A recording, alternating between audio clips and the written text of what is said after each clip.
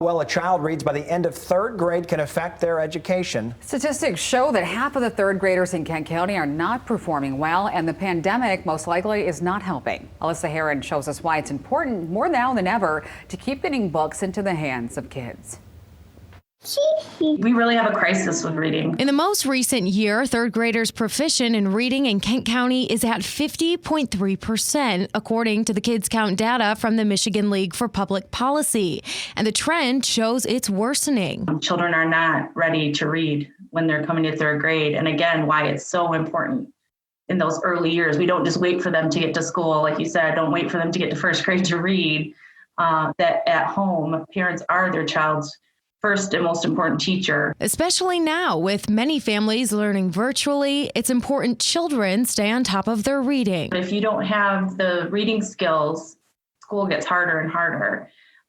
You won't be able to read the science textbooks. You won't be able to read the English books that you have as you get into middle school and high school. So those reading skills are important, not just to be able to read it, but to also comprehend it.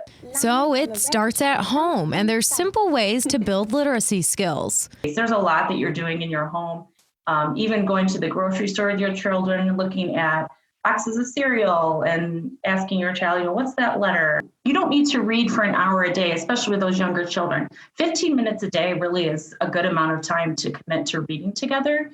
And don't always feel like you have to read every single word of the book. You can talk about the story together, asking questions like, why is this boy sad? What do you think is going to happen next? Really getting them engaged in the story so they're a part of it. These small steps can overall make a huge difference. I think even just the confidence level that it creates in them, and seeing themselves as a learner, that then they know they can conquer that and move on to the next skill. Nothing is wasted when you take that time and invest in your child at that age. In Grand Rapids, Alyssa Heron, Fox 17 News.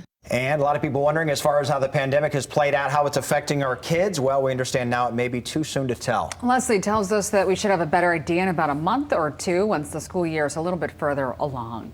If you'd like to help out with childhood literacy right here in our own community and take part in our If You Give a Child a Book campaign, just head to fox17online.com/giveabook.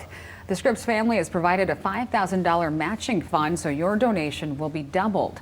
All money raised in West Michigan benefits kids in Title I schools within GRPS.